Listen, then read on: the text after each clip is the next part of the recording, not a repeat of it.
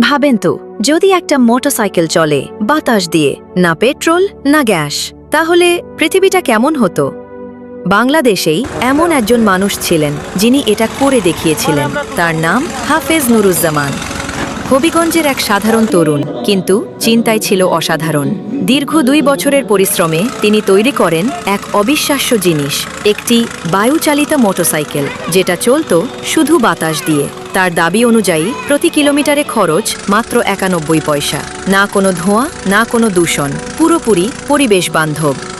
কিন্তু যখন তার এই আবিষ্কার দেশ জুড়ে ছড়িয়ে পড়ছিল, ঠিক তখনই ঘটে যায় এক ভয়ঙ্কর ঘটনা। 2014 সালে 23 নভেম্বর ঢাকা সিলেট মহাসড়ক, একটি প্রাইভেট কার আর বালুভর্তি ট্রাকের মুখোমুখি সংঘর্ষ। সেই গাড়িতেই ছিলেন নুরুজ্জামান। ঘটনাস্থলেই মৃত্যু, আর তার সঙ্গে শেষ হয়ে যায় একটা স্বপ্ন। কিন্তু আসল রহস্য শুরু হয় তার মৃত্যুর পর। তার সেই বায়ুচালিত বাইক কোথায় গেল? তার 2 বছরের গবেষণার নথি কেন হারিয়ে গেল? কোথায় গেল তার 2 বছরের গবেষণার নথি? কেন হারিয়ে গেল আজও কেউ জানে না। অনেকে বলে এটা শুধু একটা দুর্ঘটনা না। কেউ কি তাকে থামিয়ে দিয়েছিল? তেল ব্যবসা নাকি বড় কোনো ককতালীয়? সবটাই কেবলটা ছিল এটি সাধারণ সড়ক দুর্ঘটনা। কোনো ষড়যন্ত্রের প্রমাণ পাওয়া যায়নি।